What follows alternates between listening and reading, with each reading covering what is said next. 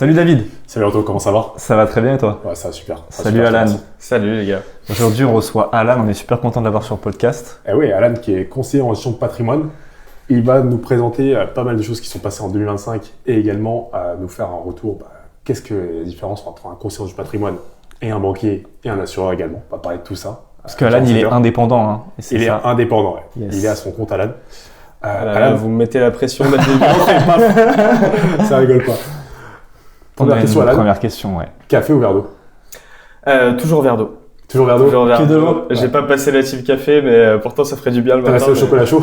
Toujours. Et ben on part sur le verre d'eau. Alan, vas-y, présente-toi. Alors, depuis combien de temps tu es indépendant dans la gestion de patrimoine et qu'est-ce que tu as fait avant pour arriver à ce stade? Avec grand plaisir. J'ai fait pas mal de choses en fait. Donc études ou pas? Ouais, vas-y, tu peux parler des études. Ouais, si tu ok. veux. Ouais, le parcours complet. Ouais. Ok, depuis le bac, hein. Depuis le bac. Je vais faire quand même un Depuis la accéléré. maternelle. Alors moi en gros j'ai fait des études de marketing numérique parce que je savais pas trop où aller. Du coup j'ai été demander des conseils. On m'a dit le numérique c'est ce qui marchera demain. En effet. Mais du coup j'ai fait jusqu'à un master en marketing. En fait j'ai fait BTS, licence pro et master. Donc j'ai fait beaucoup d'années en entreprise Ok. à partir de la licence. Et quand j'ai eu mon master en marketing numérique, je me suis rendu compte que ça correspondait pas forcément. J'avais déjà fait le tour déjà dans mes missions alors que c'était de l'alternance. Et j'ai vu que ça plafonnait assez rapidement, notamment en termes de rémunération. Et donc, je me suis intéressé. Je fais partie d'une famille qui n'a pas fait énormément d'études. Donc, en fait, j'étais vraiment en autodidacte sur toute cette partie-là. Et je me suis intéressé à ce qui rapportait et à ce que je faisais aussi pendant mon temps libre. En fait, j'avais déjà mes premiers salaires et tout. Et donc, moi, je commençais à les placer en bourse. C'était pendant la période du Covid, notamment. Ouais, donc, en fait, il y avait des opportunités. Du moins, on entendait qu'il y avait des opportunités. Et je voulais absolument pas les louper. Donc en fait, je me renseignais, je commençais à aller sur Investing pour ceux qui connaissent, c'est pour regarder la bourse entre autres. Et du coup, j'y passais beaucoup de temps et je me suis dit pourquoi pas me former là-dessus. J'ai vu qu'il y avait des postes avec des rémunérations qui étaient super sympas sur la finance, etc. Même j'avais toujours entendu parler de finance comme si c'était un peu un Eldorado. Ah, t'as vu le loup de Wall Street, c'est pour ça aussi, je pense. Ouais, entre autres aussi. Et du coup, j'ai postulé à Schema. Donc qui était loin de mon école de commerce précédente, donc logiquement j'y accédais pas du tout. Et en fait, il s'avère que au moment de ma licence, je suis devenu conseiller municipal aussi Ok. dans ma commune qui est Boifle. Et donc j'ai un peu touché à des questions d'ordre budgétaire, financière, d'urbanisme et tout. Et je pense que ça leur a plu. Et donc avec mon profil ultra bizarre, ultra original, j'ai réussi à rentrer là-bas. Et donc j'ai fait 1 an en alternance dans un cabinet de gestion de fortune et sur un master spécialisé en gestion de patrimoine.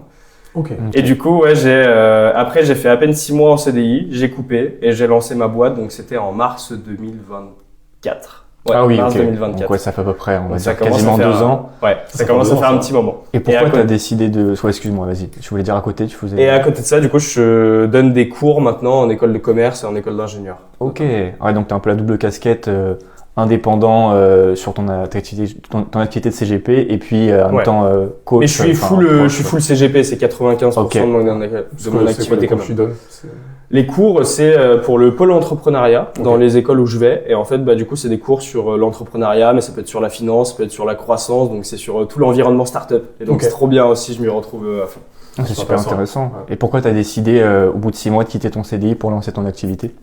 En fait, déjà, je devais pas faire ce CDI. Moi, du coup, j'étais en mon cabinet de gestion de fortune et il s'avère que il prenait pas mal d'alternants à la chaîne. Donc, en fait, je me retrouvais à faire du téléphone tout le temps. Ce qui était cool, c'est qu'à chaque fois que j'arrivais à décrocher un rendez-vous, je faisais le rendez-vous avec les consultants et donc, en fait, j'ai découvert tout là-bas. Je me suis formé à fond. Mais du coup, j'ai quand même quitté mon alternance en avance parce qu'il y avait un moment où je me retrouvais plus qu'à faire du téléphone pour des seniors et je pouvais même plus assister au rendez-vous. Donc en fait, là, il n'y a plus d'intérêt. Ok. Et donc j'ai quitté ça et j'ai postulé à tout un tas d'autres cabinets en gestion de patrimoine. Il y a eu du AXA, il y a eu des grosses boîtes et tout. Et à chaque fois, ce qui revenait, c'était pas de savoir si j'étais un bon ingénieur patrimonial, si j'avais des compétences, et combien de produits j'allais pouvoir vendre. Ah ouais. Et donc en fait, j'avais pas du tout envie de faire ça. Ça m'a un peu dégue du métier. Ouais, Et du coup, je me suis dit je vais pas faire ça. Je vais faire un taf en CDI classique. Et du coup, j'ai fait de l'audit financier pendant 6 mois. Okay. Et je me suis rendu compte que ça me correspondait pas forcément et que je voulais vraiment créer ma boîte. Et bon, c'était le moment, quoi. C'est vrai que c'est pas souvent qu'on voit une personne, juste après les études, qui lance son cabinet en gestion de patrimoine. Des fois, il y a des personnes qui vont prendre une expérience en banque ou dans un cabinet en gestion de patrimoine en CDI. Toi, tu t'es lancé. Ouais, mais ça a pris quand même un temps fou, hein. Combien de soirées j'ai passé dans le RER ou dans le métro en rentrant chez moi parce qu'il était 20h, 21h, c'est de l'audit, donc je finissais super tard. Et je regardais des vidéos d'entrepreneuriat et je me disais, waouh, mais qu'est-ce que je fous là en costume dans mon RER.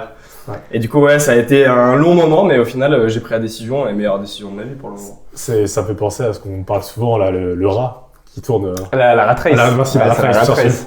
Exactement. La rat race, tu vas t'expliquer quoi. La rat race, c'est un concept en gros c'est un petit peu le métro boulot dodo en fait, tu vois. Ouais. C'est-à-dire, c'est l'image d'un hamster dans sa cage et tu sais avec la petite roue, il tourne et en fait, il fait du surplace. T'avances pas réellement et c'est un peu ce qui est schématisé effectivement à travers le salariat en fait. Ah j'y étais totalement. Les transports, t'es dégoûté, tu regardes les autres, tu dis putain, c'est ce que je fais là. C'est la race. Je rentrais chez moi, il était 23h, je me couchais à peu près à minuit 30 et je me réveillais à 7h. Okay. Donc en fait j'avais 1h et demie pour profiter avec ma copine et aussi dîner. Et après faire la vaisselle, etc. Donc en fait c'était même pas une vie, c'était vraiment je survivais quoi chez moi. Ouais. Après c'est la vie de beaucoup de personnes en vrai, de la plupart des personnes. Après toi c'est bien, t'as le côté indépendant, donc tu peux nous faire une comparaison, mais est-ce que quand t'es indépendant, c'est pas aussi une certaine forme de rat race aussi, enfin de course aux revenus, de course aux nouveaux clients? Tu vois une différence toi? Pour le coup, en termes d'horaire, ce qui est bien, c'est que je me suis quand même calqué sur mon rythme d'audit. Je me suis dit comme ça, je vais quand même garder un gros rythme de travail, et donc ça, je l'ai gardé, mais pour le coup, mon sentiment n'est plus du tout le même parce que du coup là, je taffe à fond, mais c'est pour moi. C'est pour toi. Et plus je rajoute d'heures, et plus en fait je vois les résultats directs. Alors qu'en audit, j'avais beau rajouter tant d'heures, et j'avais des nouveaux dossiers qui arrivaient tout le temps et en fait il fallait les enchaîner et il y avait aucune plus-value à faire ça. Plus ou moins le même salaire quoi. Peut-être une petite augmente de 1% ou 2%, mais ça s'arrête là. Ouais, pour le coup, j'ai dépassé en un an mon salaire Ok. Et donc, concrètement, qu'est-ce que tu fais aujourd'hui? C'est quoi ton activité? Alors, pour le coup, mon activité, là, c'est vraiment conseiller en gestion de patrimoine indépendant à 100%. Et du coup, je peux proposer aussi bien de l'accompagnement sur toute la partie investissement, donc que ce soit financier, que ce soit immobilier, mais aussi sur de l'optimisation fiscale. Ça, je le fais beaucoup parce que j'accompagne surtout des gros clients, on va dire. Et je fais aussi tout ce qui est succession et j'accompagne aussi les personnes morales, les entreprises dans leur placement de trésorerie, dans la rémission du dirigeant. Okay. Donc voilà, c'est très très vaste. Transmission d'entreprise peut-être aussi. Transmission d'entreprise, exactement. Comment je le dis souvent, c'est un peu, je suis le médecin généraliste, mais je peux me spécialiser sur des thématiques s'il y a vraiment besoin. Ok.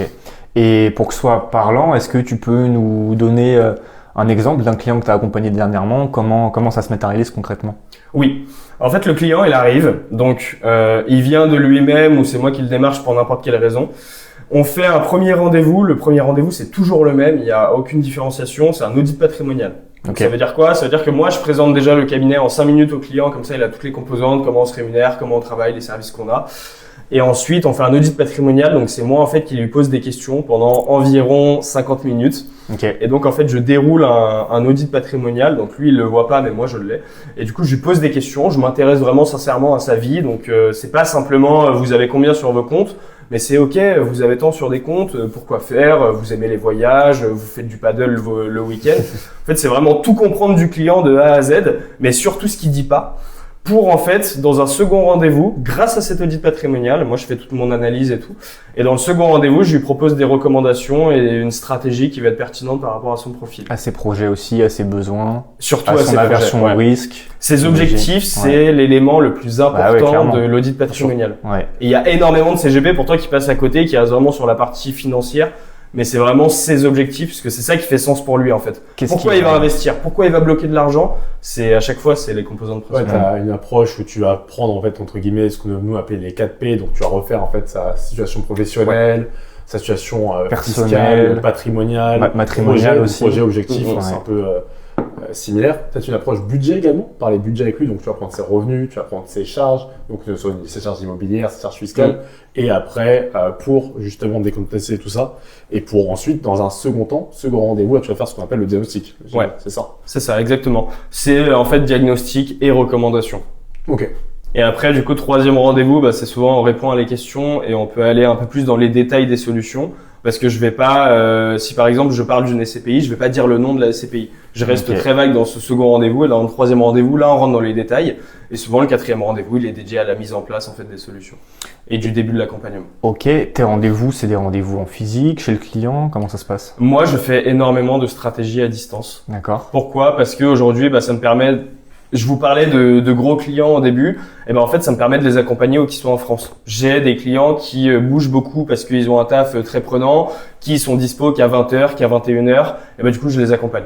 Ok. Ou même qui sont en déplacement pro à l'étranger, du coup ça me permet de les accompagner. Flexible en fonction de l'emploi du temps du client et de ses disponibilités. C'est ça, exactement. Zoom, Teams, ça s'est démocratisé, mais la plupart des personnes savent utiliser ce type de plateforme. Donc, je fais des rendez-vous. Avec le Covid, c'est énormément développé en fait. Tu peux faire un rendez-vous avec un non-résident, comme tu peux faire un rendez-vous avec une personne qui est sur Paris, sur Marseille, peu importe. Donc ça c'est plutôt top. Aujourd'hui, j'ai à peu près autant de clients en Ile-de-France que un peu partout en France. Ton portefeuille client, il est de combien? J'ai un peu plus d'une trentaine de clients aujourd'hui. Ok, ça marche. En 2 ans, c'est bien.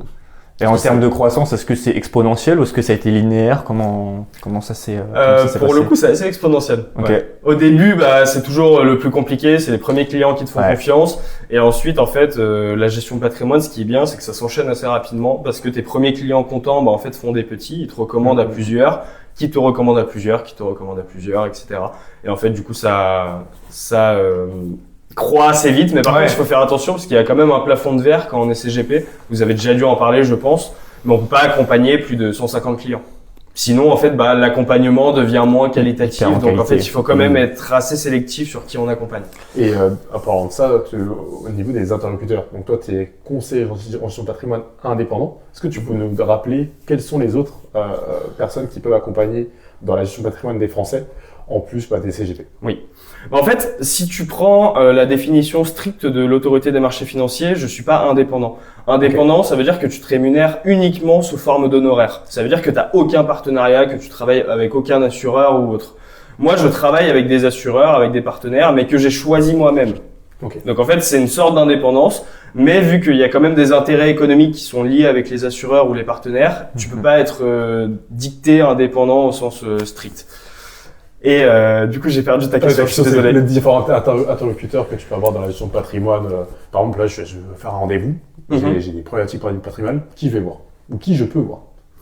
Alors, dans un premier temps, je te conseille à fond d'aller voir un conseiller en gestion de patrimoine. Et en fait, je sais pas s'ils le font tous, mais moi, c'est quelque chose que je fais. S'il y a des questions très précises de mes clients sur lesquelles il y a besoin d'une spécialisation que je peux pas avoir parce que c'est pas mon taf. Je pense notamment à avocat fiscaliste, à expert comptable. Ça peut être des notaires aussi. J'ai des opérations avec des notaires pour mes clients. En fait, moi, ce que je fais, c'est que j'assiste au rendez-vous avec le client et je fais venir ces différents interlocuteurs-là pour pouvoir, du coup, répondre à leurs questions. Parce que là, c'est des très niches en même temps sur la fiscalité des non-résidents. C'est ça, la fiscalité internationale, etc. Une personne qui vit au Brésil, tu vas peut-être pas censé connaître la fiscalité au Brésil. C'est super technique. C'est ça. Donc, avec la convention qui est entre la France et le Brésil, tu vas peut-être venir justement à fiscalité spécialisée. C'est ça. C'est intéressant. Moi, je peux donner les premiers conseils, mais si vraiment c'est précis, s'il y a des enjeux fiscaux, et c'est souvent le cas, je préfère quand même faire venir un expert pour me baquer et sécuriser quand même l'opération. Et en termes de canal d'acquisition pour tes clients, c'est principalement de la recommandation ou est-ce que toi aussi tu fais du marketing sur les réseaux sociaux? Comment ça se passe? Ouais, bonne question. Des interventions dans des événements, tu peux nous en dire un petit peu plus? Moi, j'ai repris quelque chose que je faisais énormément dans mon ancien cabinet, c'était le téléphone pour le coup, parce que c'est comme ça que j'ai appris le métier. Okay. Et donc, je me suis remis à faire ça. L'avantage de ça, c'est que c'est ingrat. Donc, en fait, il y a peu de conseillers en gestion de patrimoine qui se disent je vais sortir mon téléphone et je vais faire du téléphone. La prospection telle. C'est ça, parce que ça fait peur, parce que c'est ingrat. Mais moi, du coup, j'ai développé toute ma première clientèle par ça. Et aujourd'hui, je la développe beaucoup via mon site internet. Je fais beaucoup de référencement naturel. Ça, je l'ai récupéré de mes anciennes études. Okay. J'ai une newsletter aussi qui a un peu plus de 6000 abonnés aujourd'hui. D'accord. À travers de la communication sur les réseaux sociaux, c'est ça? Ouais, communication sur les réseaux sociaux, prospect, j'ai pu déjà avoir un rendez-vous et autres. Tu publies tous les jours sur ta newsletter ou c'est pas une fois par semaine? C'est une fois par semaine. Une fois par semaine. Ouais. Et tous les mardis. Tu abordes la bourse, tu abordes la gestion de patrimoine de manière globale? Les 5-6 actualités économiques financières de la semaine passée. Okay. Et avec un décryptage sur la gestion de patrimoine. Donc ça peut être Ça peut être le contrat de capitalisation oui, de personne morale, l'assurance luxembourgeoise, la défiscalisation de fin d'année. Voilà, sur un sujet vraiment très précis. Super. Et du coup, c'est ça, site internet, newsletter, je fais toujours un peu de téléphone. Et réseaux sociaux, j'ai arrêté, mais il faudrait que je reprenne parce que c'est très chronophage pour le coup. Mais il faut vraiment que je reprenne, c'est sympa aussi. Puis il y a de plus en plus d'acteurs qui font de la communication autour de la gestion de patrimoine sur les réseaux sociaux notamment. Donc effectivement, c'est devenu assez concurrentiel, je pense. C'est vraiment, je trouve, quasiment exponentiel le nombre d'acteurs qui sont de plus en plus présents sur les réseaux sociaux. Il y en a un que je trouve excellent, qui le fait super bien, c'est Mounir de Finari. Il est trop fort. Il est très connu. J'ai acheté son bouquin à mon petit frère pour son anniversaire. Je lui ai donné hier. Mounir, pour moi, c'est le sang. Il est trop fort. Il était content. Il connaissait Mathias Bacchino de Trade Republic. Mais Mounir, les deux sont très forts. Mais Mounir, c'est ma petite. J'ai un petit Mayol aussi sur les réseaux sociaux, sur Insta, qui est très connu. Il a vraiment plein pour citer plein. Mathieu Louvet, personnellement. Et c'est Mounir, il est vraiment fort. Et après, derrière, pour concurrencer ses vidéos, ses conseils, ses analyses de patrimoine, quand tu es indépendant comme toi justement, c'est pas que c'est assez compliqué, mais disons que lui il a une équipe autour de lui, le montage, tout est professionnalisé à 100%.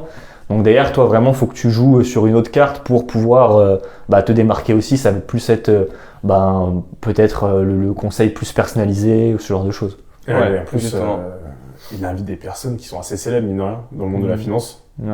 J'ai eu Charles Gave récemment qui est assez connu. Nous on a Alan. Et on a Alan aussi. On a un podcast très célèbre. Mais non, c'est vrai qu'il est très très fort. Très très fort avec son application et tout. C'est bien ce qu'il a fait. Par contre, il y a quelques dérives qui me font peur. Moi, j'avais vu ça notamment sur le TikTok de ma copine. Mais en fait, c'est que ça développe aussi la parole parce qu'il y a de plus en plus de jeunes qui s'intéressent à la finance, aux investissements, etc. Et du coup, on voit quand même pas mal de trucs qui sont pas forcément pertinents sortir sur les réseaux et qui peuvent faire foi parce que en fait, c'est pas un conseiller en gestion de patrimoine, seulement quelqu'un qui s'est mis à investir, qui a fait une OP et qui recommande comment faire. Mais du coup, c'est pas forcément la bonne façon de faire. Il y a à boire et à manger, c'est sûr. C'est et ça. puis en plus, sur les réseaux sociaux, il y a un phénomène de viralité. C'est ça. Donc en gros, pour que l'algorithme te recommande, il faut que tu aies des interactions, des commentaires, etc. Et des fois, pour être viral, c'est pas toujours les meilleurs conseils qui sont viraux en fait. C'est des personnes qui vont être clivantes de manière générale. Donc c'est vrai qu'il y a un petit peu de tout. T'as raison, faut trier l'information. Faut sélectionner. Faut croiser les sources. Sur LinkedIn, sur les réseaux sociaux, sur Internet de manière globale. Il y a trop d'informations. Il faut réussir à regrouper celles qui sont vraiment bonnes. Il faut prendre les bons interlocuteurs en fait pour le coup. Et là, toi, pour ton activité, c'est quoi les prochaines étapes? Est-ce que tu vas faire évoluer le format? Est-ce que ça va changer? Bon, là, je vous tease quelque chose. Mais c'est vraiment un objectif. Écoutez bien. Je sais pas dans combien de temps, mais moi, mon but, c'est de vraiment me tourner vers un family office. Ça veut dire quoi? Ça veut dire que je vais devoir intégrer ce que j'appelle des pôles, en fait, dans mon écosystème. Donc j'aimerais déjà créer un second pôle qui, du coup, ma société c'est Arkefact. Donc là c'est Arkefact Investissement. J'aimerais créer un second pôle qui déjà sera dédié à l'immobilier. Et dans un deuxième temps, créer un autre pôle qui sera dédié à l'expertise comptable. C'est quoi l'immobilier pour toi? C'est la recherche de prêt ou c'est plutôt rechercher un bien? Non, c'est plutôt rechercher un bien, c'est ça. Vendre ou acheter un bien, etc. Transaction, location, gérance aussi peut-être? Ça je sais pas, pas forcément. Tu me diras. Mais à voir. Ça dépend de mes équipes. Et du coup, créer ces trois pôles. Et donc, en fait, au bout d'un moment, j'aurai tout un écosystème. Et dès qu'il y aura un client qui rentrera sur une partie de cet échiquier financier, en fait, il aura besoin de faire le tour. Parce que un client qui vend ou qui achète un bien, il va avoir peut-être des questions fiscales, donc il va se retrouver dans la partie gestion de patrimoine, et il aura peut-être aussi un LMNP sur son bien immobilier, donc il aura besoin d'un expert comptable. Et donc en fait le but c'est de vraiment créer ce cercle où tout l'écosystème. J'aurai toutes les compétences à l'intérieur du cabinet, et du coup je pourrai accompagner tout type de clients sur toutes les questions possibles. Mais donc, du coup, ça, c'est vraiment la vision family office. Pour l'expert comptable, t'embaucherais une personne, par exemple, ou tu me prends en tant qu'indépendant, en tant que freelance? Ça, je sais pas du tout encore. Mais je sais que les experts comptables, du moins que j'ai côtoyés, sont quand même accrochés à leur indépendance et tout, donc à voir. Ok. Et comment tu juges le niveau d'éducation financière de tes clients? Ça, c'est beaucoup pendant l'audit patrimonial. En fait, tu te rends compte par rapport à ce qu'ils ont déjà fait, etc. Pour faire un parallèle, c'est un peu comme si on va chez quelqu'un et du coup, on regarde un peu sa déco. On se dit, ah, il a des meubles, ah, il a quand même fait ça, il a quand même des belles lampes, etc. Du coup, tu te dis, c'est quand même donné du mal là-dedans. Et à contrario, tu vas chez quelqu'un où c'est plus ou moins vide, et ben tu te dis soit il a pas eu le temps de regarder, soit il a pas eu le temps, etc. Et ben c'est un peu pareil quand tu fais l'audit patrimonial. En fait, tu poses des questions. C'est quoi votre patrimoine financier aujourd'hui, mis à part les livrets? S'il te dit, j'en ai très peu, ou j'ai que ça, j'ai que mon plan d'épargne entreprise, et c'est que déjà il a pas forcément le temps de s'en occuper, ou c'est qu'il a pas forcément été démarché. Donc en fait, tu rentres un peu plus dans les détails. Vous avez déjà entendu parler d'assurance vie, on vous l'a déjà proposé. Pourquoi vous en avez pas? Et en fait, tu poses tout un tas de questions. C'est très intrusif, mais il faut être très intrusif. Moi, ce que je dis à chaque fois à mes clients, je vais être très intrusif. Donc, si vous voulez pas l'être, il faut qu'on arrive à rendez-vous tout de suite. C'est dans leur intérêt, de toute façon. C'est ça. Pour que tu sois vraiment, tu personnalises la relation et que tu aies une approche et une réponse vraiment adaptée aux besoins en fait du client. C'est ça, exactement. Mais du coup, la compréhension et les questions que tu poses au client, le premier rendez-vous, en fait, il est fondamental pour la suite. Si tu poses pas les bonnes questions, si tu rentres pas assez dedans. Et si t'as pas peur de un peu lui rentrer dedans finalement pour avoir tes réponses, tu auras un conseil qui sera moins pertinent et donc le client signera moins aussi avec toi par la suite. Donc tu l'accompagneras moins. Okay. C'est important pour son premier rendez-vous, t'avais la confiance, questions ouvertes. Tout à fait. Beaucoup de questions ouvertes, j'imagine. Beaucoup de questions ouvertes pour. Oui. Je sais pas, mais je pense que la répartition de la parole c'est du 20-80. Toi tu parles à 20% et le but c'est de faire le plus parler le client. D'avoir une écoute active et derrière toi j'imagine tu prends des notes sur tout ce qui te lie. Peut-être que tu enregistres aussi l'entretien, ça t'arrive? Non, j'enregistre pas. Moi j'aime bien le faire. Maintenant j'ai pris l'habitude donc j'écris assez rapidement. Ouais. Ok. Et en termes de partenariat, tu travailles avec combien de partenaires pour proposer les solutions à tes clients? Aujourd'hui, compliqué à dire, mais je pense que j'en ai un peu plus d'une trentaine vraiment en direct. Et après, bien évidemment que de manière secondaire, il y a tout ce qui est OPCVM, il y a les fonds, il y a les ETF, etc. Je vais pas tous les citer. Si on les cite, il y en a plus de 200, 300. Mais sinon, en partenaire direct, 20, 30. Et pourquoi? Parce qu'en fait, j'ai vraiment voulu faire une sélection qui est très rigoureuse. En fait, avant, je travaillais avec un réseau qui me permettait d'avoir du coup des partenariats, etc. J'ai quitté ce réseau et donc j'ai refait en fait toute ma base de données, on va dire, de partenaires avec qui j'aime travailler. Donc j'ai réaudité en fait tout le marché et j'ai trouvé les meilleurs, ceux qui me correspondaient, ceux qui correspondraient à mes clients. Et voilà, je travaille du coup avec eux aujourd'hui. Ouais, j'imagine que les partenaires avec qui tu travailles, c'est toi des partenaires avec qui tu pourrais investir à titre personnel. Exactement. En fait, c'est ça le credo de ta sélection, j'imagine. Ouais. Et pour un CGP indépendant, donc CGP, un concierge patrimoine qui se lance, comment ça se passe pour trouver ces partenaires financiers? Est-ce que c'est toi qui démarches? Est-ce qu'il y a des salons, il y a des forums? Comment ça se passe? Alors, il y a deux typologies. Il y a moi, tous mes partenaires, c'est moi qui ai été les démarcher. Mais si tu vas à des salons et même sur LinkedIn ou autre, tu te fais ultra démarcher. Mais moi, je considère que le seul moment partenaires qui te démarchent des fois. Énormément. Ouais. Tous les petits partenaires, etc., tous ceux qui ont besoin de beaucoup de collecte, en fait, eux, ils vont chercher à fond des conseillers parce que c'est eux qui commercialisent leur offre. Et moi, je pars du principe que si je t'ai pas trouvé de moi-même, ça veut dire que t'es pas dans mon spectre et que je te présenterai pas à mes clients, du moins pour le moment. Mais si je te retrouve demain dans mes propres recherches, pourquoi pas te proposer. Mais du coup, à chaque fois qu'on me fait des sollicitations, je refuse. Solliciter beaucoup sur LinkedIn notamment. Sur LinkedIn, même par téléphone. Oui, d'accord. Ouais, quand t'es CGP, ça te retrouve assez facilement. Souvent, c'est des petits cabinets, des petites sociétés de gestion méconnues du grand public, généralement. Souvent, c'est des noms que je connais pas, C'est pour ça, la confiance. Mais il y en a tellement aussi sur la place. Mais du coup, moi, je travaille essentiellement avec les leaders. J'aime beaucoup le côté qui est un track record. Ouais, que tu puisses avoir une antériorité sur qu'est-ce qui a été fait comme performance, qu'est-ce qui a été fait, est-ce que la boîte elle marche bien dans les crises, est-ce que les clients ils sont bien accompagnés, c'est super important. Ok. Si c'est pas indiscret, est-ce que tu peux nous expliquer comment fonctionne ton système de rémunération? Comment tu gagnes ta vie? Oui, c'est pas indiscret mais c'est compliqué. Pourquoi? Parce que pour les conseillers en gestion de patrimoine, il y a tout un tas de rémunérations différentes. Selon les solutions, donc je vous fais une généralité. Ouais, bien sûr. Pour les solutions financières, souvent on appelle ça des frais d'entrée. Des frais d'entrée, c'est quoi? C'est t'investis 100 €, je me rémunère un pourcentage fixe de ce montant investi. Du coup, c'est une seule fois. Donc moi, j'ai tout intérêt à ce que tu sois content de tes investissements. Comme ça, à chaque fois que tu remets de l'argent, il y a des nouveaux frais d'entrée qui s'appliquent. Donc là, nos intérêts économiques sont liés et du coup, c'est très cool pour les deux parties. Bien sûr.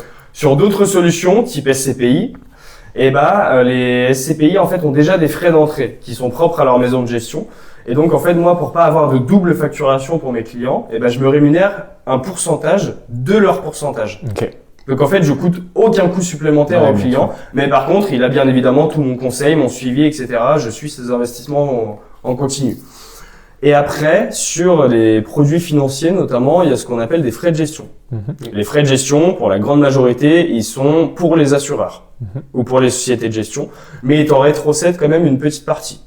D'accord. Donc ça, c'est très très dur à calculer. Pour le coup, j'ai ma boîte depuis 2 ans, je sais toujours pas combien j'ai. Okay. Et ça dépend, en plus, tu peux être payé mensuellement dessus, tu peux être payé à l'année ou tu peux être payé trimestriellement. Et est-ce c'est super dur à définir. C'est ce qu'on appelle les encours un petit peu. Les encours, c'est ça, c'est exactement ça. Donc forcément, en fait, toi, tant que tes clients ont de l'argent sur des contrats type PER, assurance vie, tu as tes encours et tu es sûr d'avoir une part chaque année par rapport au montant qui est sur ce contrat. C'est ça, exactement. Et comme pour les SCPI, pour le coup, j'ai pas de coût supplémentaire pour le client, parce que même s'il va directement voir les assureurs ou les sociétés de gestion, il aura ces mêmes frais de gestion là. Ok, tout à fait clair. De toute façon, les 3 parties sont gagnants. Le client, il a un conseil personnalisé. Toi, tu es gagnant aussi à apporter ce conseil personnalisé au client, parce que s'il est satisfait, il va augmenter ses encours. Et la société de gestion, elle est aussi contente puisque tu lui amènes des encours en plus. Donc, de toute façon, tout le monde est gagnant, effectivement. C'est ça, exactement. Ok. J'ai entendu dire que certains CGP se rémunéraient de façon avec les jetons, je parlais tout à l'heure de honoraires. Toi, t'en penses quoi, juste de se rémunérer en honoraires et faire des frais sur versement beaucoup plus bas? Comme ça, en termes de rendement net, le client est plus gagnant. Qu'est-ce que t'en penses? Tu penses que c'est possible de se payer? Bonne question, exactement. J'ai oublié, puisque je fais aussi des honoraires pour des clients si c'est vraiment des études de dossier, s'il n'y a pas d'investissement derrière. Et qu'est-ce que j'en pense? Je suis pas forcément pour. Pourquoi? Parce qu'en fait, je vais un peu faire un parallèle avec la banque. Mais en fait, la banque, les conseillers bancaires, vous allez peut-être m'attaquer par la suite, mais les conseillers bancaires, souvent, ils sont incentivés, du coup, ils sont motivés à, on va dire, proposer les solutions et à faire signer les solutions. Et en fait, souvent, ils n'ont pas de majoration à suivre le client, à retravailler son allocation, etc. Et donc, en fait, on a des contrats qui, dans la durée, sont un peu désuets, perdent de la performance. Exactement, c'est ça. Alors que moi, pour le coup, vu que j'ai des frais d'entrée, en fait, je suis toujours très incentivé à que mon client, il remette dessus, à conserver la performance, à l'appeler souvent, à gérer le suivi. Alors que si je faisais via des honoraires, en fait, je prendrais un billet dès l'entrée. Mais ensuite, je serais plus motivé financièrement à ce que le contrat de mon client il perdure dans le temps. Oui, donc le côté psychologique aussi. C'est ça. Les manières de rémunération, c'est ça en fait. Et en fait, j'essaye de faire mon métier de la manière la plus honnête possible. Mais du moment qu'il y a une question financière quand même, si demain j'ai un client qui me rapporte parce que je gère son contrat et un autre qui me rapporte pas, je sais que psychologiquement, ça peut avoir un impact sur le fait de plus aider le premier au détriment du deuxième. Et donc, j'ai pas envie d'avoir ce point-là. Donc, les honoraires, je les conserve, mais uniquement pour de l'étude de dossier, donc de l'étude fiscale ou de l'étude successoire. Retraite. C'est ça, exactement.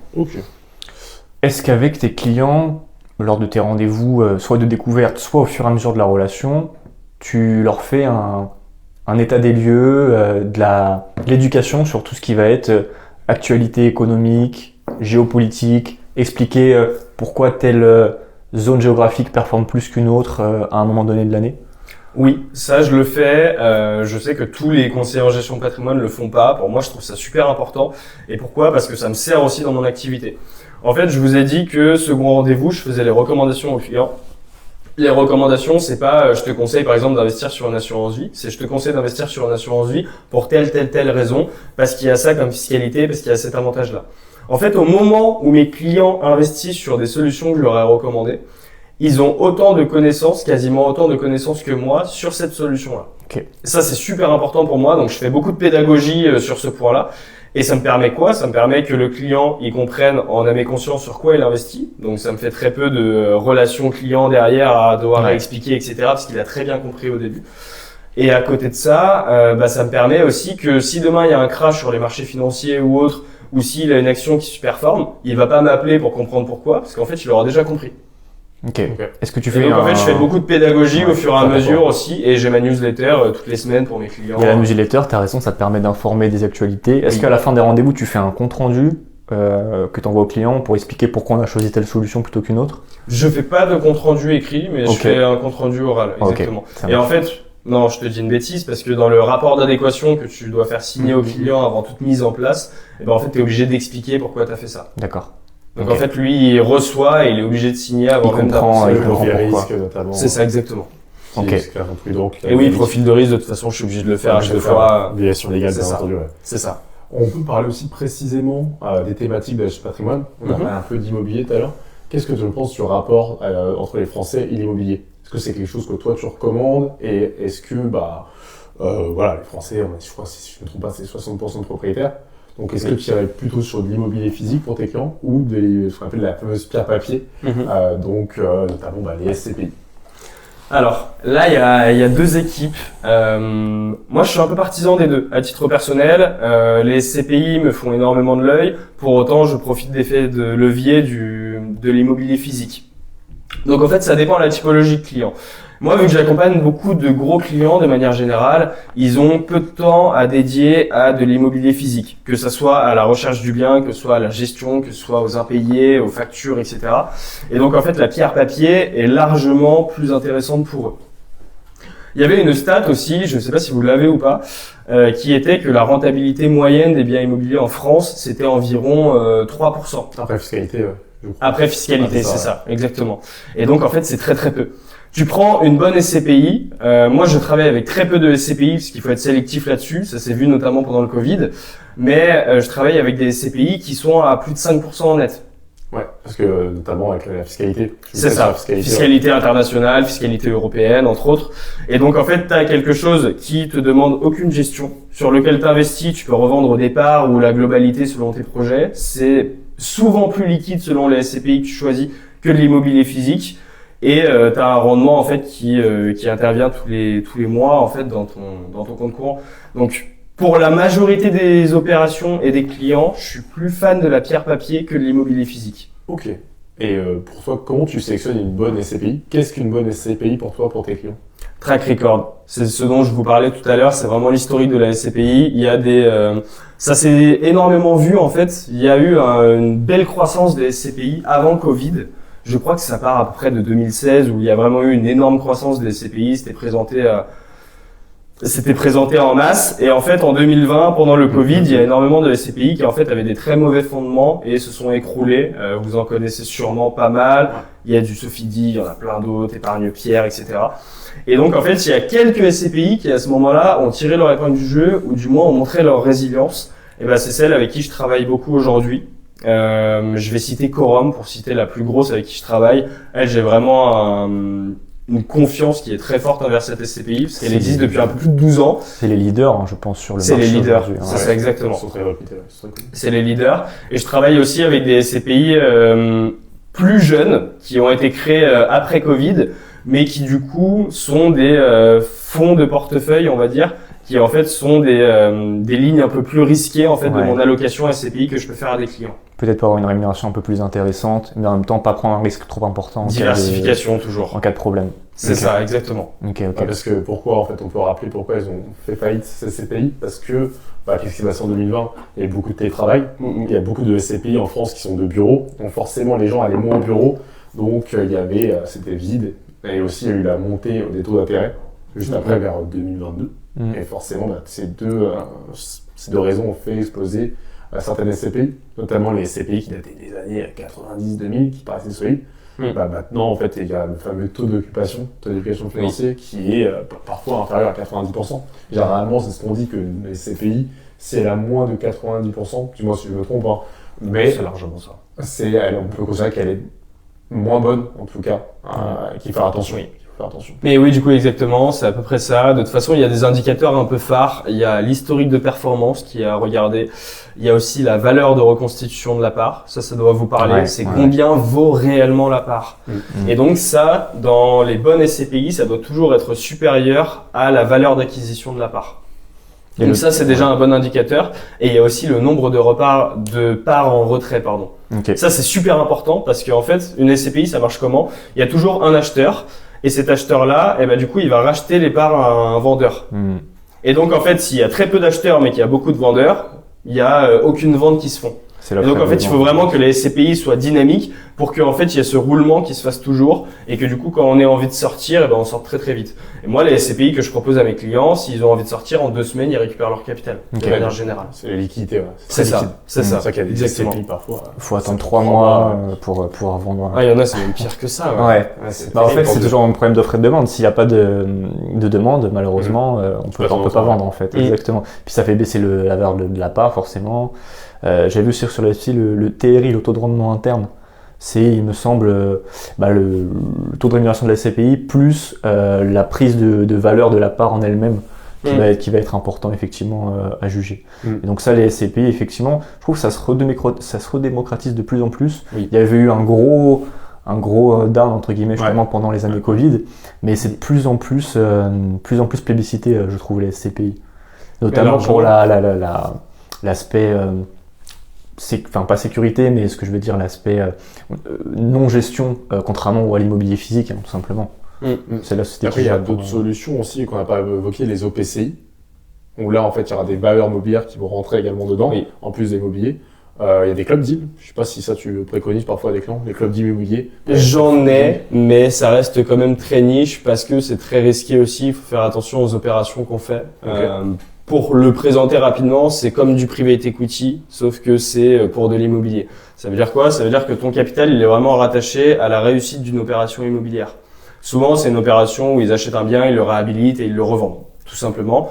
Et il y a eu beaucoup d'opérations aussi qui ont fait défaut et au final, on devait rester investi 2 ans. Ça peut être reconduit jusqu'à 5-6 ans, même. Je sais même pas s'il y a vraiment une limite à ça. Et donc, en fait, ça reste assez risqué. Mais pour le coup, le rendement est très intéressant. Souvent, on est sur des opérations entre 8 et 12%. Ouais, ça veut dire que le private equity, on est vers 15% pour le private equity. C'est ça. C'est un peu la C'est ça. Du coup, oui, j'en travaille, mais pour moi, c'est plus une opération un peu risquée de fonds de portefeuille, alors que la SCPI, je pourrais la mettre en devant de portefeuille. Parce que pour moi, c'est plus sécuritaire, c'est plus diversifié. Et il y a plus d'intérêt pour le client. Ouais, peut-être que le club deal, il bête 5% de son patrimoine, pourquoi pas. C'est ça, 5-10%. C'est ça, exactement. Et là, est-ce que avec tes clients, au cours des dernières semaines et pour les prochaines semaines, tu as abordé ou tu vas aborder l'évolution de la fiscalité, notamment sur les placements? Est-ce que je vais l'aborder? Je sais pas, parce que finalement, oui, ça impacte mes clients, mais c'est quand même une routine, on va dire. Parce l'évolution de la fiscalité, c'est ça, exactement. Mais là, il y a quand même une évolution assez notable, malgré tout. Mais par contre, je vais avoir des clients qui vont toucher des dividendes, qui vont revendre des actions. Et ben là, du coup, ils seront impactés par l'augmentation de la CSG. Et ben là, en fait, ce qui est bien, c'est que mes clients, à chaque fois qu'ils ont une question, que ce soit d'ordre fiscal, financier, etc., ils m'appellent dans la majorité des cas. Et donc, en fait, c'est à ce moment-là que je leur ferai de la pédagogie. Mais de toute façon, que je leur fasse de la pédagogie ou pas, ils sauront manger à la même sauce. Bien sûr. Mais c'est sûr que oui, il y a quand même beaucoup d'évolutions. Tu peux justement expliquer sur la CSG, sur quoi est-ce qu'elle va être impactée, parce que c'est pas tous les placements financiers qui sont impactés. Sur certains placements, on va sûrement en oublier certains. C'est 1,4% de plus sur tout ce qui va être en lien avec les prélèvements sociaux, mais pas sur tous les placements. En fait, c'est les placements qui ne rémunèrent pas l'État, ou du moins où l'État, en fait, c'est impositif aux yeux d'État. On peut le dire ainsi. Sachant qu'il y a le fonds euro. Ouais, alors ça, ils n'ont pas touché. Ils sont malins, ça rémunère l'État, donc forcément l'assurance vie n'est pas prise en compte. Les revenus fonciers non plus sont pas impactés, mais ce qui va être impacté, ça va être le plan d'épargne retraite. Pour le coup, le plan d'épargne d'action aussi est impacté. Et l'épargne salariale. Et l'épargne salariale également, Donc ça fait quand même 3 placements. Donc forcément, même si tu sortais au bout de 5 ans sur le PEA, au lieu d'être à 17,2%, tu vas être à 18,6%. Dividendes aussi, non? Dividendes également, donc tu as vraiment raison. Dividendes, ceux qui sortent l'argent de la boîte, donc forcément ça impacte beaucoup de Français. Et en fait, ça impacte à la fois les classes moyennes que les classes aisées. Ça impacte un peu tout le monde. Il n'y a pas de plafond de revenus, tu as raison. Oui, ça aurait pu être conditionné à X montant investi ou X revenus de référence, comme pour les placements type livret d'épargne populaire, etc. Au final, non, pas du tout. C'est tout le monde qui est mangé à la même sauce. C'est ça. Donc bon. Après, ça n'empêche que ça reste des placements qui sont quand même pertinents, mais c'est vrai que l'avantage fiscal, notamment du PEA, il est quand même revu un petit peu à la baisse. Toi, est-ce que tu as des solutions, je sais, j'ai bien compris que ça va dépendre de chaque client, mais est-ce qu'il y a des solutions que tu plébiscites plus que d'autres, notamment en termes d'enveloppe, PER, PEA, assurance vie? Assurance vie, ça c'est sûr, c'est le produit plébiscité par la majorité des Français. Il y a un avantage fiscal après 8 ans, il y a surtout un avantage successoral. En fait, pour moi, c'est vraiment la grosse partie, le gros pilier financier de l'épargne de mes clients, c'est cette assurance vie. Ensuite, tu peux mettre des satellites, toujours ce que j'appelle, des produits un peu plus risqués. Donc, on va avoir le PEA, on va avoir le compte titre. Pourquoi c'est plus risqué? Parce qu'en fait, c'est moins diversifié. C'est sur une seule classe d'actifs qui est la bourse. Alors que l'assurance vie, tu peux mettre de la bourse, tu peux mettre des obligations, tu peux mettre du fonds euro, tu peux mettre de l'immobilier. Ouais, c'est vrai. Diversifié. Et c'est même plus que ça, tu peux aussi rajouter du private equity, des produits structurés, ça peut aller encore plus loin. Et moi, ce que je fais, du coup, c'est toujours cette histoire de pilier. En fait, j'ai toujours un pilier financier qui est notamment dominé par l'assurance vie, et j'ai toujours un autre pilier immobilier qui, dans la majorité des cas, du coup, est mis en avant du coup par la partie SCPI. Ok. À moins que le client ait déjà un gros patrimoine immobilier, qu'il ait plus besoin de le développer. Là, on va davantage développer l'autre. Mais si c'est un client qui est, par exemple, en début d'épargne, et ben, ça va être, du coup, ces deux piliers qui vont être.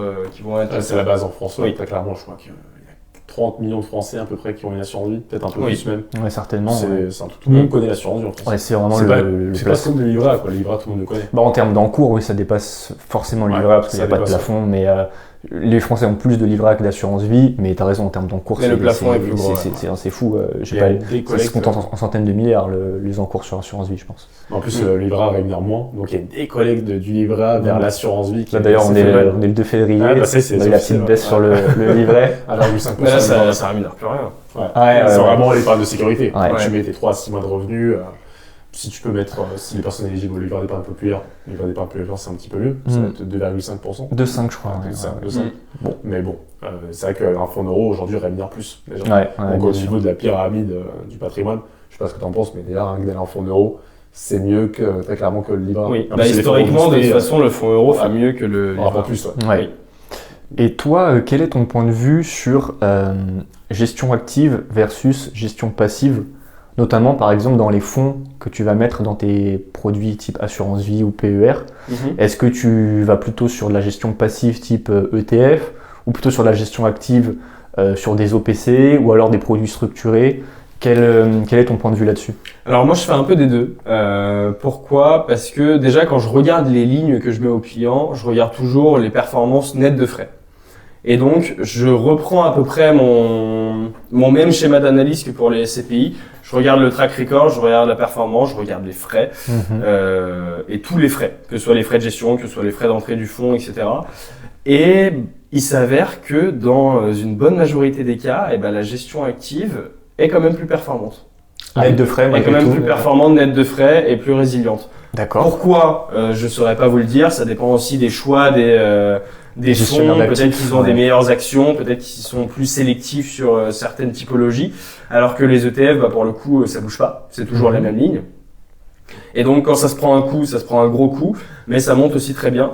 Et donc, ce que je fais, c'est que je cherche les fonds, les ETF, et je prends le meilleur des deux. C'est cool. Mais dans la majorité des cas, je pense que c'est après 70% de gestion active.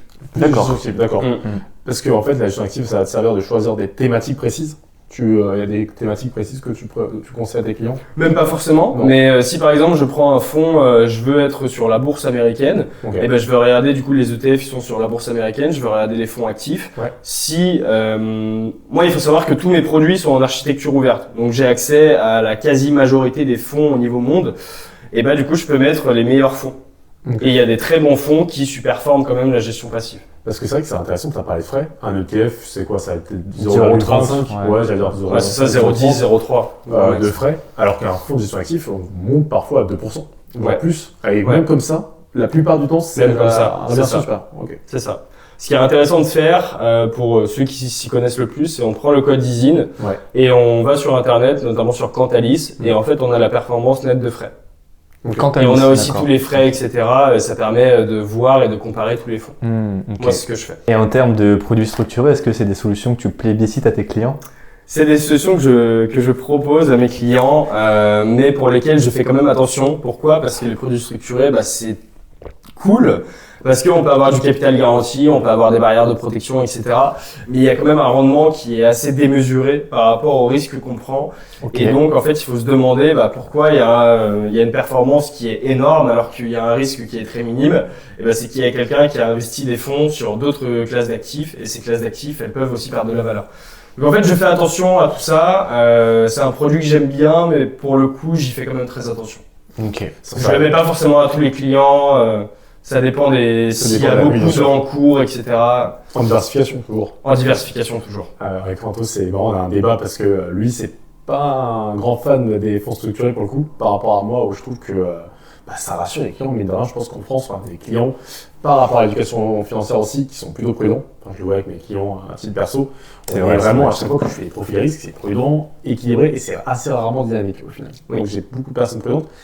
Mine de rien, quand on peut leur dire, vous allez gagner 5, 6, 7, 8% par an, et que tu expliques bien les modalités, par contre ça faut bien expliquer au client. 8% c'est pas mal déjà. Oui, là, moi j'y vais sur ton fonds structuré 8%. On en parlera après. Mais en tout cas, ça peut rassurer puisque tu peux des fois avoir une capital garantie à 100% comme tu as dit, ou une barre de protection assez haute, 40, 50%. Forcément, plus la barre de protection à base, plus la rémunération peut être intéressante. Mais mine de rien, généralement les indices de référence, ça va être, je sais pas, par exemple, l'Eurostoxx 50. Ça peut être aussi le CAC 40. Le CMS, les taux. C'est ça, ça peut être les taux aussi. Ça peut être aussi, on avait un également sur le taux français sur 10 ans. Donc c'est assez intéressant comme indice de référence. Mais ce que je veux dire par là, c'est que on connaît les modalités à l'avance et donc c'est rassurant mine de rien pour un client. De savoir que tu peux gagner 5-6% par an et que tu as une barre de protection à la fin. Si le gars, la personne, a une vision long terme, je trouve que c'est une solution qui est très pertinente. Oui, mais tu penses que dans combien de cas le client comprend vraiment dans quoi il investit? Ouais, ça c'est vrai, t'as raison. Ça pour moi, il y a après, il y a une pédagogie. Je sais pas comment tu fais. Moi, par exemple, je fais un schéma. Après, j'ai beaucoup de rendez-vous physiques où j'ouvre. J'aimerais bien voir ton schéma. Tu connais qualité d'artiste, Picasso. Au niveau des dessins. Je prends une feuille comme ça et je fais un gros trait. Je vais faire Vas-y, tu vas mettre sur 6 ans la BG et en fait tu sais il y a le système d'autocall généralement. Oui. Donc autocall c'est que on peut donc l'assureur peut décider tout simplement de rendre l'argent au client plus justement les fameux coupons qui peuvent être de 5, 6, 7%, même 4% parfois. Oui. Et donc on connaît mes références, il y a l'indice de référence que tu vas noter. Et en fait, tu vas faire un schéma au client où tu vas faire plusieurs scénarios. Tu vas dire, voilà, si ton Eurostoxx 50, je sais n'importe quoi, il est coté à 8000 et que dans 2 ans, il est supérieur, donc même à 8001, vous sortez. Enfin, etc. Oui. C'est de la pédagogie comme ça. Et j'avoue, je peux passer même un quart d'heure par rapport à plusieurs fois pour expliquer ce que c'est. C'est bien ce qu'il faut, ouais, bien sûr. Mais oui, je suis d'accord avec toi, parfois ça peut ne pas être compris. En fait, même avec le schéma, là, on a le principe. Moi, j'ai compris, là. Oui. Tu vois la flèche comme ça, tu te dis, c'est bon, je signe, monsieur Dalid. Tu vas prendre en photo, en fait. Il est bien, j'aime bien ce podcast, j'aime beaucoup. Et là, avec ça, on a le principe même, on a vraiment les grandes lignes du produit structuré, mais à quel moment le client comprend vraiment à 100% dans quoi il investit, etc. Souvent, même le conseiller qui propose le produit structuré, il sait, oui, c'est quoi le sous-jacent mis en lumière, mais il sait pas vraiment c'est quoi les investissements qui sont derrière pour créer cette performance-là. Ah oui, c'est ce que tu veux dire, oui. Et donc, en fait, si tu vas vraiment dans le détail, si tu cherches vraiment à savoir, en fait, il y a quasiment personne qui comprend rien, tout ça. Et c'est pour ça que ça me fait peur, parce que c'est trop opaque pour que je puisse le présenter vraiment en toute bienveillance et même en toute connaissance à mes clients. Ouais, donc ça dépend lesquels, ça dépend avec qui, ça dépend le structureur qu'il y a derrière. Après, imaginons que toi, tu as une entreprise que tu connais par cœur. C'est pareil, imaginons que tu connais parfaitement Nvidia. Tu peux, toi, c'est l'avantage d'être un CGP indépendant, hein, il peut faire, Alan, c'est comme EMTN ou fonds structurés sur mesure. Tu peux demander à clairement la société de gestion, voilà, est-ce que tu peux faire un ETN sur Nvidia avec une barre de protection de 20% par exemple, et forcément il va te proposer une rémunération annuelle par rapport à ça, ou trimestrielle d'ailleurs, c'est possible aussi. Je trouve ça super intéressant. Donc ça, je sais pas si tu l'as déjà fait, mais c'est une possibilité aussi. Ça peut se faire, et c'est sur des gros tickets pour le coup, mais oui, en effet, ça peut se faire, et j'en ai déjà fait pour des clients. Ça, déjà fait. Mais c'est sûr qu'il y a des solutions de produits structurés qui sont très très intéressantes. Mais il faut faire attention auxquelles, encore une fois. Ouais. Du coup, toi, tu as l'agrémentation, l'agrémentation. CIF, hein, ça, conseiller en investissement financier. C'est ça. Ouais. Moi, je suis CIF et je suis courtier en assurance aussi. Et donc, est-ce que ça t'arrive de proposer à tes clients déjà, est-ce que tu aurais le droit de le faire, d'investir sur un titre, sur une action en particulier, sur un titre vif? Logiquement, j'ai pas le droit de leur présenter, de leur dire tu devrais investir sur LVMH. Mais par contre, si je reçois une demande du client écrite qui me dit j'ai envie d'investir sur LVMH, j'ai des fortes convictions sur cette solution-là, du coup là je peux lui mettre une ligne. D'accord. Ok. Mais logiquement, non, je reste que sur des fonds, sur des ETF, etc. Et je pense que c'est bien pour le client aussi, puisque ça permet diversifier, bien sûr. Diversifier et prendre aussi moins de risques. Et comment ça se passe? C'est toi qui passes les ordres ou admettons que le client veut y acheter un titre LVMH, en l'occurrence. Comment ça se présente? T'envoies l'ordre au gestionnaire d'actifs ou à la banque dans lequel est géré son PEA? Ou c'est le client qui passe l'ordre en direct? Moi je suis pas passeur d'ordre. Les seules choses que je peux faire c'est des recommandations. Donc, en fait moi j'ai toujours un accès visibilité sur les comptes de mes clients, etc. Et en fait je leur émets une recommandation sur cet espace-là et donc soit ils l'acceptent, soit ils la refusent. Mais c'est toujours eux qui ont le dernier mot et j'ai pas ce droit-là. Je crois que ça c'est RTO pour le coup, pour passer des transactions directement pour ses clients. Et donc pareil pour les fonds, les OPC, etc.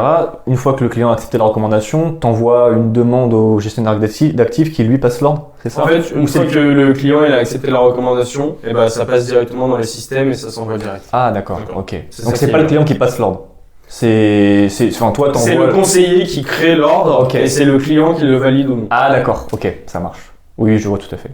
Ok, ça marche. Je reste toujours en rôle de conseil en fait. Ouais. T'es une sorte de pilote, de copilote du projet et tu envoies la validation. Ok, ça marche. Un peu le petit ange ou démon qui te murmure à l'oreille. Ok. Pourquoi démon? Souvent, je dis beaucoup. Ok, ça marche. On a parlé beaucoup d'actions, on a parlé d'immobilier également. Qu'est-ce que tu penses des obligations? Est-ce que tu conseilles d'investir sur des obligations à tes clients pour certains profils? Obligations, j'aime bien et moi pour le coup j'en mets dans tous mes portefeuilles. Pourquoi? Parce que il a été prouvé, je sais plus avec quelle étude, mais notamment que si on avait 100% de bourse et qu'on avait 80% de bourse plus 20% d'obligations, et finalement le fonds boursier obligataire faisait plus de performance parce qu'il était notamment plus résilient dans les crises. Et donc sur du long terme, il faudra toujours plus de performance.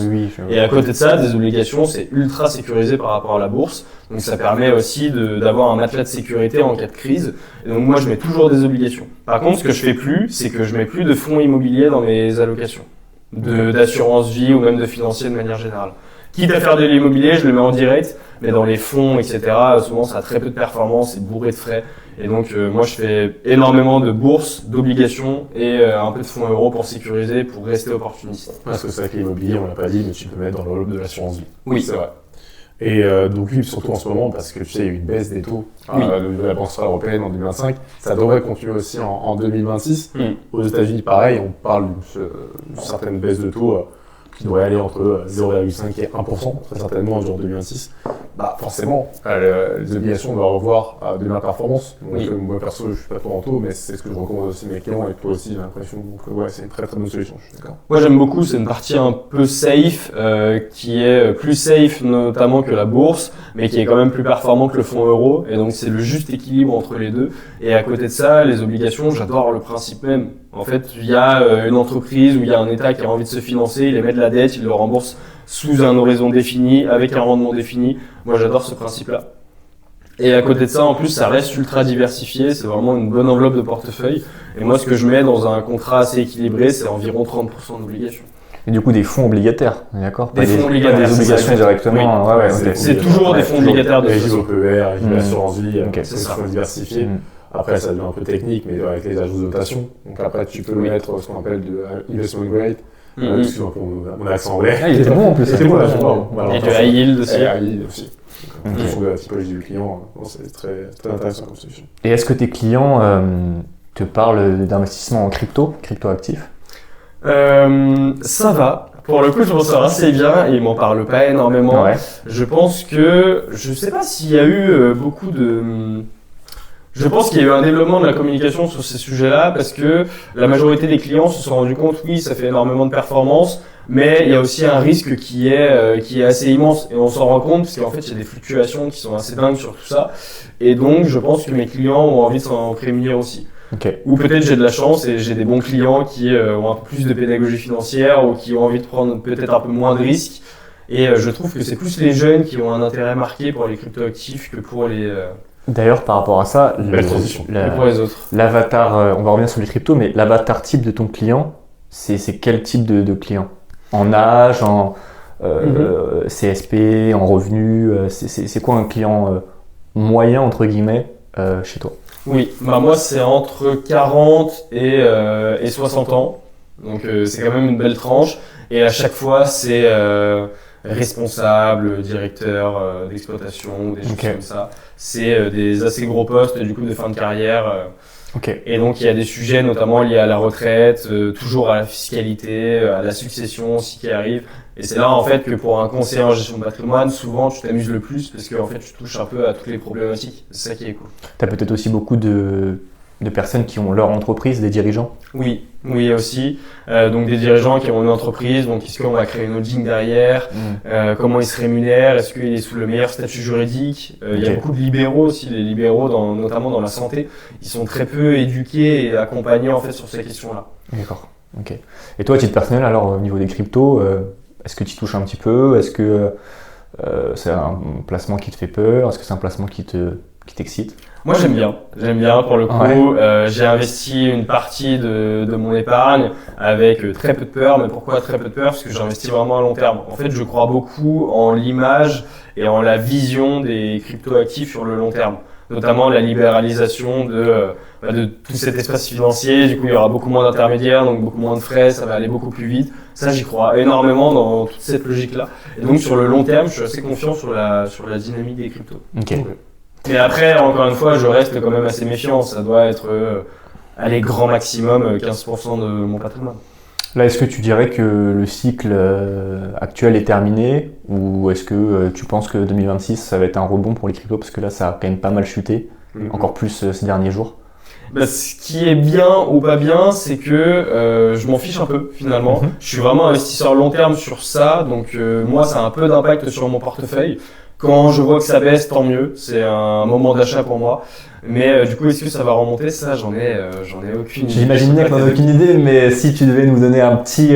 sur le long terme, en tout cas, si je continue d'investir dessus, c'est que je suis très confiant sur le long terme. Après, sur l'année prochaine, j'en ai aucune idée. Mais sur 10 ans, je suis convaincu qu'on aura bien augmenté sur ces valeurs-là. Et t'es focus Bitcoin ou alors tu diversifies sur d'autres types de crypto? Très Bitcoin, encore une fois, c'est un peu mon quorum sur la partie crypto. Donc sur un beau pourcentage de l'allocation.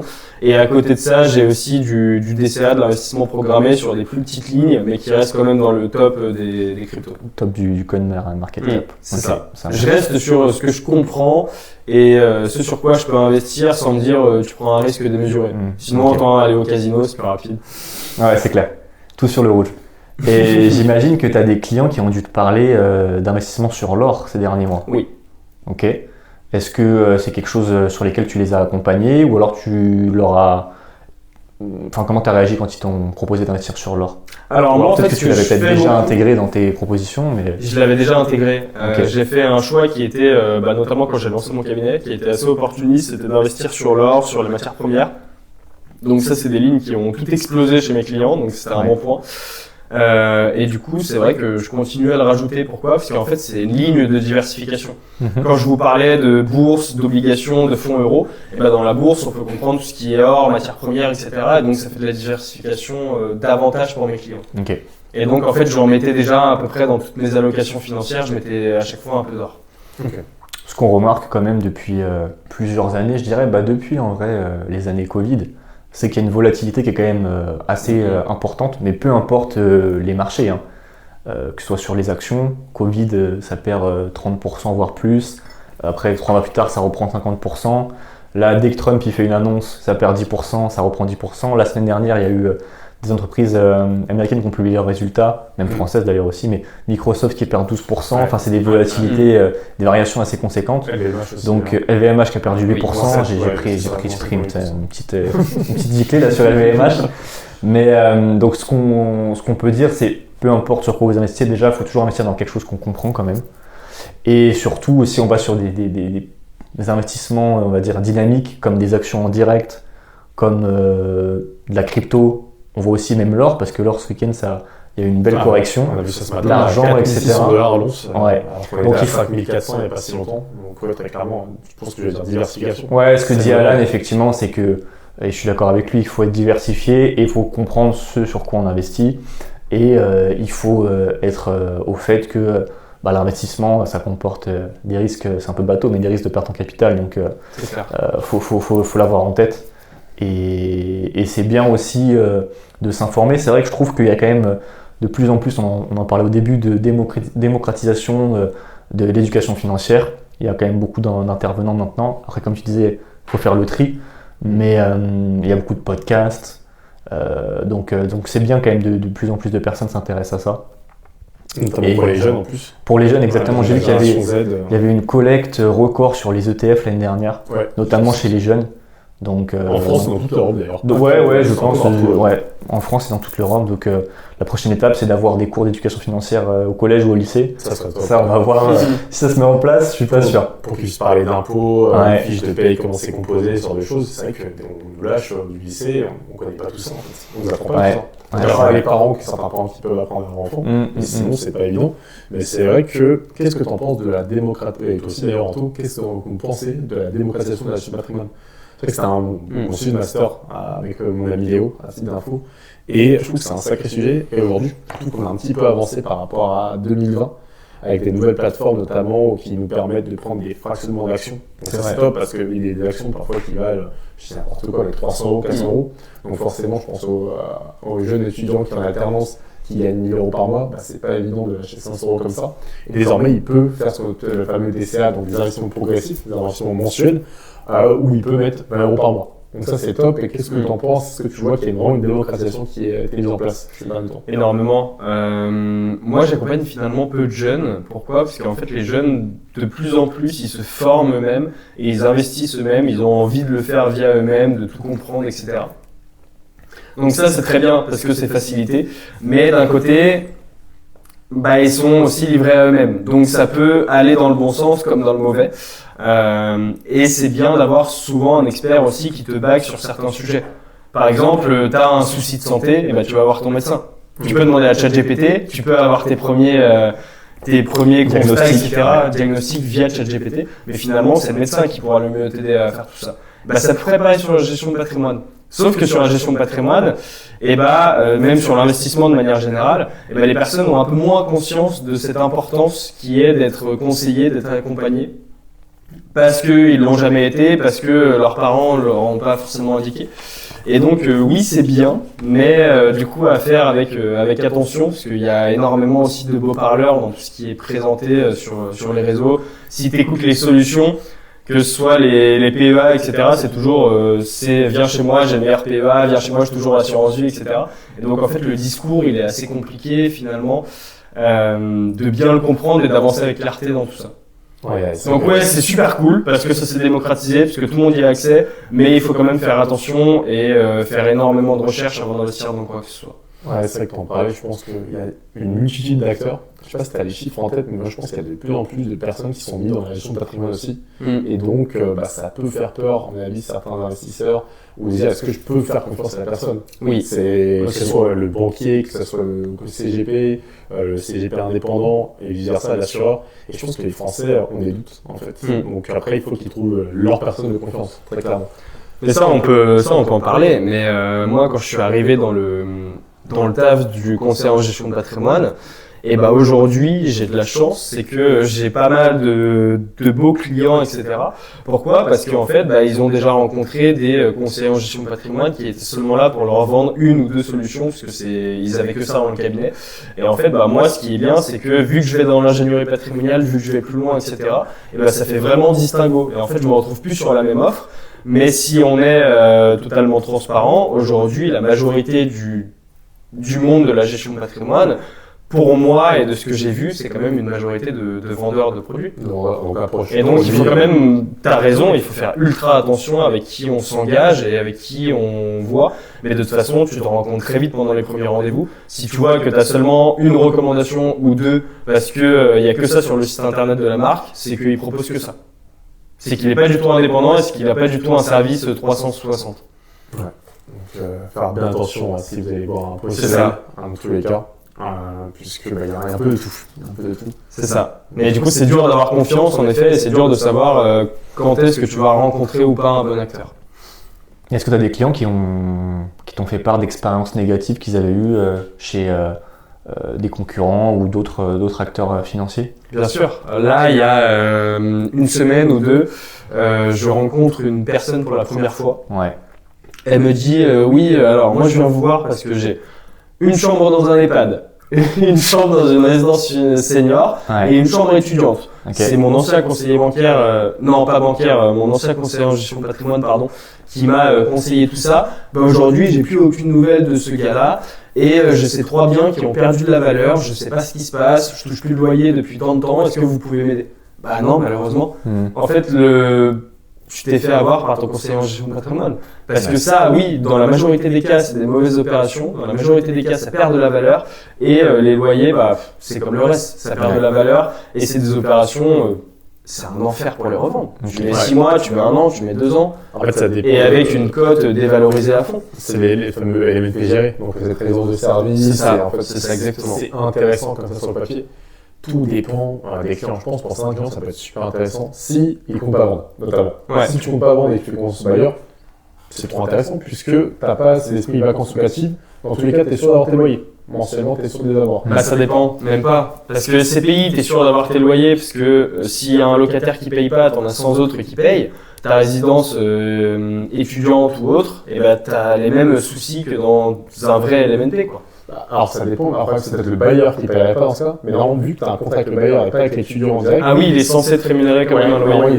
C'était sûr à 100%. Alors peut-être pas tout les MNP gérés, mais normalement ce que je peux comprendre, 95%. Par contre, tu as raison, à la revente c'est super compliqué. C'est pour ça aussi qu'il y a beaucoup d'avantages fiscaux, notamment quand tu fais un MNP géré. Tout dépend des typologies de personnes. Une personne qui vit long terme, qui pense pas à la revente et qui veut juste avoir des revenus complémentaires, ça peut être intéressant, pourquoi pas. Par contre, celui qui pense à la revente parce qu'il a un projet d'ici 5-10 ans, c'est pas adapté. C'est clairement pas adapté. Pour moi, je suis vraiment pas fan. Ça me fait énormément penser au Pinel et en fait, qui était le plus rémunéré dans les Pinel ou dans les locations gérées, en fait, c'est celui qui les propose et qui les vend.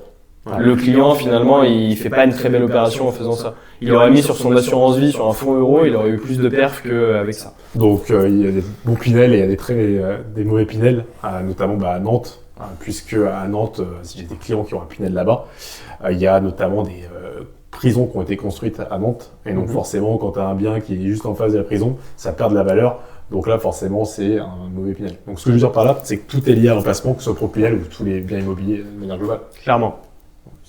Ça dépend de l'opération, de la société qui est aussi derrière. Il y a toujours une société qui est derrière et de qui te le propose. Mais oui, faire très attention en tout cas qu'il y ait un petit signal rouge dans sa tête quand un conseiller vous présente ça, quoi. Exactement. Est-ce que tu veux qu'on aborde d'autres sujets avec Alan? L'intelligence artificielle, on a parlé de nouvelles technologies. Quel est le rôle de l'IA selon toi pour la gestion de patrimoine? C'est une bonne question. Ça peut aider. Il y a de plus en plus de sociétés de gestion, notamment qui rajoutent de l'IA dans leurs décisions pour arbitrer des actions, pour les vendre, pour les acheter. Est-ce que je suis fan? Je saurais pas te le dire. Il y a, quand je vais sur Investing, quand je vais sur d'autres sites, etc., il y a énormément de robo-advisors, c'est comme ça qu'on appelle ça, qui sont promus, qui sont mis en avant. Pourquoi déjà? Parce que ça coûte rien à la société de gestion qui le fait. Ça, il faut le savoir, parce que du coup, il n'y a pas de gérant, etc. Et je pense que c'est quand même intéressant d'avoir un humain derrière. Parce que moi, par exemple, là, j'ai du LVMH dans mon portefeuille personnel. Un robo-advisor, il aurait pu dire, ah bah là, Trump, il a dit qu'il allait taxer les spiritueux, etc. On vend du LVMH. Alors qu'un humain, il va se dire, bah non, là je suis sur LVMH, c'est résilient, je sais que ça va remonter, dans 10 ans j'aurai toujours ma ligne. C'est exactement comme ça que je vais agir. Donc l'IA dans tout ça, c'est pas encore foufou, je trouve. Et en tant que conseiller en gestion de patrimoine, est-ce que ça m'aide au quotidien? Pas forcément, parce que des chats GPT, etc., tu leur demandes de te faire un audit patrimonial ou même de te faire des recommandations, vous allez voir, c'est pas terrible si vous l'avez déjà fait. Donc je pense que ça va se démocratiser, mais je pense que l'humain aura toujours une importance certaine, surtout pour un sujet qui est aussi risqué, sensible que l'argent, que son épargne. Moi, je me vois mal, en tout cas, demain, donner ma stratégie financière à ChatGPT ou à quelqu'un d'autre. Il n'est pas encore au point. C'est ça. Ouais, et puis effectivement, comme tu disais, c'est quand même...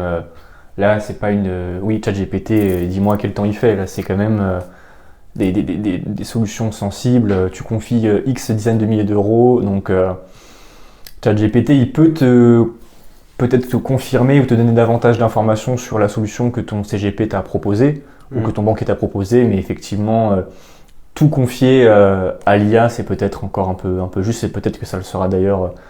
juste, mais même, trop justement encore, même dans quelques années. Hein. De toute façon, c'est comme je reprends ton exemple du médecin. Tu peux demander des conseils à ChatGPT sur une douleur que tu as au genou, mais malgré tout, tu vas voir un médecin pour savoir est-ce que c'est vraiment ça ou pas. Dernier petit point là-dessus, faites attention à ça parce que moi, je l'ai beaucoup testé avec du coup mes connaissances, notamment sur la fiscalité, etc. Pour le challenger un peu. Il est nul à fond. J'ai remarqué qu'en fiscalité, j'ai déjà essayé et tout. Il y a beaucoup de mal. En fait, si tu lui donnes déjà un axe, ou si tu lui donnes un début de réponse dans ta question, qui même est erroné, hein, exprès juste pour tester, il va te dire ah oui c'est tout à fait ça, etc. Alors qu'au final c'était tout l'inverse. Clairement, et en plus il le donne avec assurance. Moi il y a des fois où je me suis dit non c'est pas ça, etc. où je me faisais plus confiance. Et en fait non, dans plein de cas il va c'est pas des bonnes informations, ou c'est pas à jour. Il faut faire attention à tout ça. Moi ça m'a choqué, j'avais fait un exemple où je dis il calcule les impôts de telle personne et en fait il prend pas l'abattement de 10%. Oui, qui est la base. Entre autres. J'étais choqué. Alors peut-être il a corrigé depuis, mais il y a 6 mois en arrière il prenait pas l'abattement de 10%. Qui est la base, parce que de toute façon c'est pas le même montant d'impôt si tu prends l'abattement ou pas quoi. Non, clairement. C'est pour ça que l'expertise humaine, elle reste quand même dans certains sujets indispensables. Médecine, finance. Tout droit, exactement. On est même tous les sujets où il y a besoin d'avoir quand même une spécificité et un bagage assez important. Effectivement, l'humain. Je pense que va y avoir quand même une gestion pilotée, conjointe entre guillemets entre l'IA et l'humain, mais malgré tout, comme tu dis, l'humain restera décisionnaire à la fin. On voit l'IA comme une aide, parce que par exemple pour les emails clients, notamment pour certains pour structurer ta réponse. En effet, ça peut aider. Très clairement. Par contre, ça dépend. Moi, en finance, en conseil, etc., je m'en sers pas du tout. Par contre, sinon, c'est mon associé majoritaire dans ma société. Pour tout ce qui est mail, pour tout ce qui est juridique. Il a pas de part. C'est pour ça. Oui, il est quand même très fort pour tout ce qui va être gestion, en fait. Tout le reste, c'est incroyable. Les relances et tout ça. Toi, Alan, est-ce que tu vas aborder d'autres sujets sur ton activité en particulier? Je pense qu'on a fait un bon tour. On a fait le tour. Si des personnes qui nous écoutent veulent prendre un rendez-vous avec toi, comment ça se passe? Site internet directement, Arkefact, c'est avec un K, c'est la spécificité, arkefact.com, tout simplement. Et du coup, ils verront le site internet, qui va être refait dans peu de temps d'ailleurs. Peut-être qui tomberont à ce moment-là. Il y a plein de nouvelles là. Pardon? Plein de news par rapport à ton cabinet. Plein de news, etc. Et on essaie de le faire croître au fur et à mesure et du coup ils pourront prendre rendez-vous directement avec moi dessus. Peut-être on peut te retrouver aussi sur les réseaux sociaux, LinkedIn, Instagram ou pas spécialement, c'est vraiment le site internet. Plus trop, il faudrait que je m'y remette.